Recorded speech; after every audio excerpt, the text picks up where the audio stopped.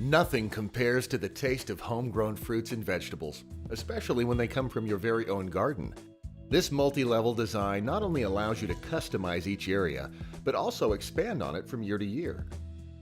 Custom touches like copper post caps and a fountain create a beautiful backyard centerpiece. And because the bed is made from pressure-treated lumber, it's resistant to rot and insect attack. This means it will last for years. The cedar trim is a great accent and is also insect and rot resistant. The bed is comprised of 4 separate and expandable areas: the main bed, the left and right side beds, and the rear bed. We'll cover each section and how to build it.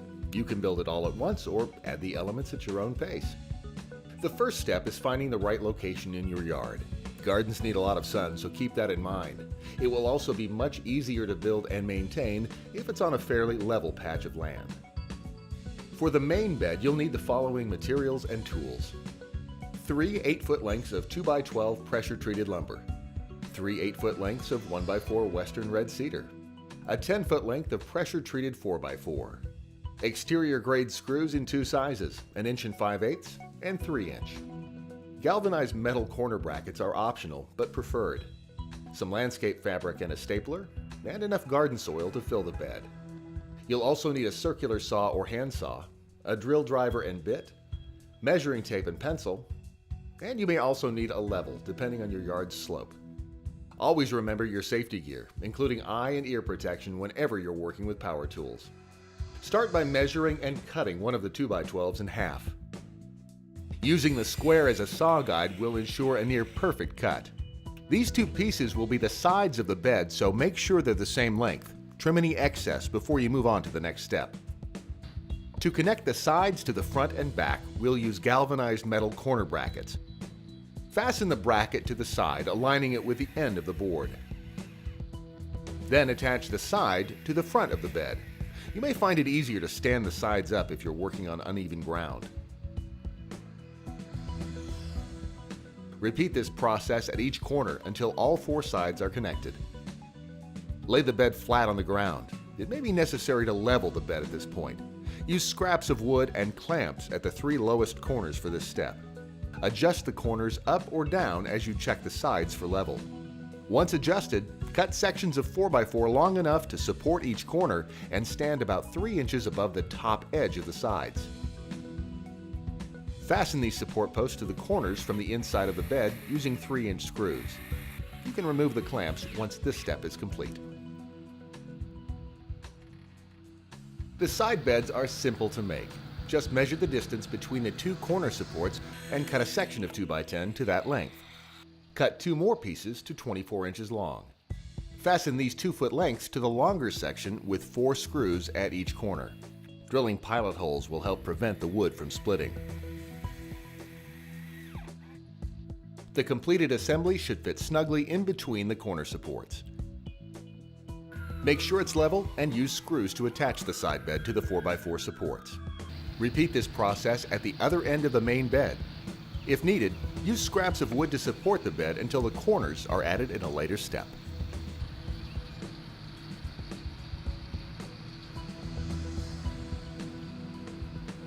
The rear garden bed is 6 feet long and 18 inches deep, with a small optional fountain riser measuring 2 feet long by 18 inches deep. You'll need 2 12-foot lengths of pressure-treated 2x12 lumber and an 8-foot length. Begin by making the base unit. It's made using the same method as the side beds. Attach the 2 18-inch sides to the 6-foot length. Installing metal corner brackets on the short ends will make attachment to the main bed easier. Once you've fastened it in place, build the upper bed using 4 screws at each corner to fasten. Place the completed section on top of the base. Now, cut 2 lengths of 4x4 posts for supports at each rear corner. Again, the posts need to be long enough to contact firm ground and rise about 2.5 inches above the top of the bed. Attach using screws from the inside of the bed.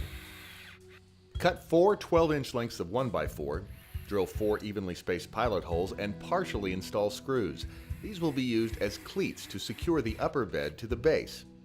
Position them about 18 inches from each end and fasten in place. The optional fountain riser is constructed in the same way, using 4 screws at each corner. Installing the cleats before placing the unit on top of the rear bed will simplify the process. Center the riser on the rear bed and fasten in place. To support the fountain, we'll need to make a shelf inside the rear bed. Measurements will vary depending on the size of the fountain you choose, but the methods will be the same. Cut short 2x4 blocks and install them at the correct height inside the rear bed. Then, cut a length of 2x12 to fit across the width of the bed and fasten it to the support blocks. We'll use Western Red Cedar 1x4s to trim out the bed as we install the landscape fabric. The trim not only gives a more finished appearance, but it provides a small shelf or seat when you're working in the garden. Start by cutting the corner supports for the side beds. Like the 4x4 posts, these can also help support the outer edges of the bed if the land is sloped. Align the top of the support with the top edge of the bed and fasten with screws from the inside. Measure and cut the cedar trim for the beds, starting with the sides of the main bed. The trim should extend beyond the front and back edges by about 3/4 of an inch.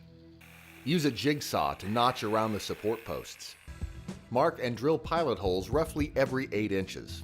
Continue measuring and cutting the rest of the trim, and then set it aside until after the next step.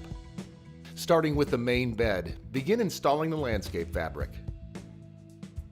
Cut it long enough so that it laps over the edges of the bed. Staple in place every few inches. Repeat this process on the rest of the bed areas as well. Once all of the landscape fabric is installed, begin installing the cedar trim boards, securing them with the short screws.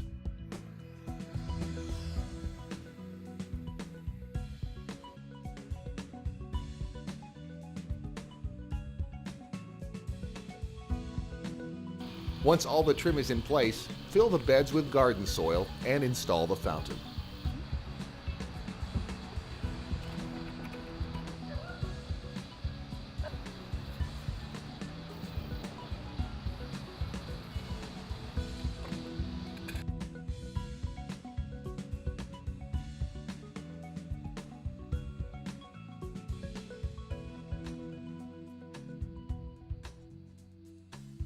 Then, you guessed it, it's time to start growing and growing and growing.